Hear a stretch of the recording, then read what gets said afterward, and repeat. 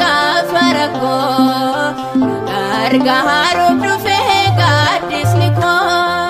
Gabriel abbaan koo na mil'ate boba'ee beeddaa keessaa na baafate gaara laafessa koo gafarako gargaaruuf dhufe gaaddisni koo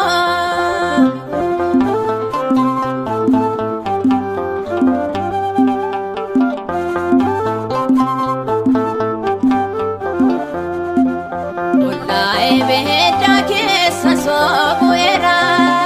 na gargaaras jedhee abdaadheera akka isaaf sagannuuf mootiin nu adamse ergamaan Gabriel dhufee nurra marse Gabriel abbaan koo na mil'ate boba'ee beeddaa keessaa na baafate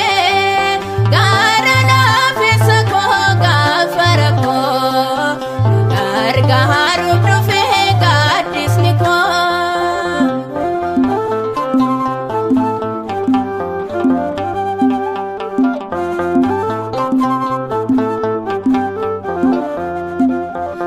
Anin qabuun ture jireenya fuulduraa baroota kootiif sabdee kutaadheera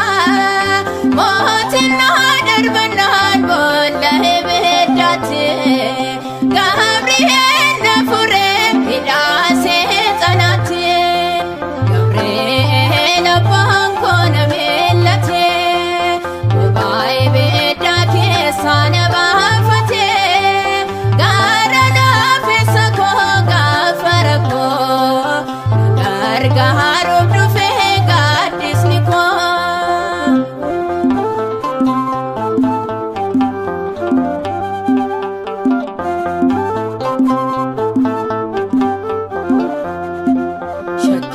tokkoon qabu ergaan kan isaa ta'e faarfachuudha malee hobdii sanaan dha'e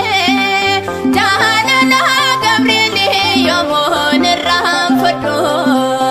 ootunni naaf jiru diinaa koon sodaadhu Gabriel abbaan koo na mil'ate boba'ee beeddaa keessaa na baafate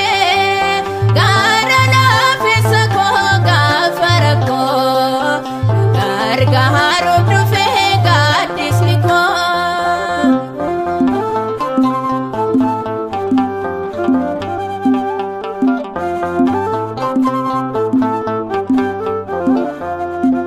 ilaalaa yaa namaa hojii ergamichaa mo'ichaa naaf laate qaneesse diinichaa ebiddaa keessatti kan namaaf birmatu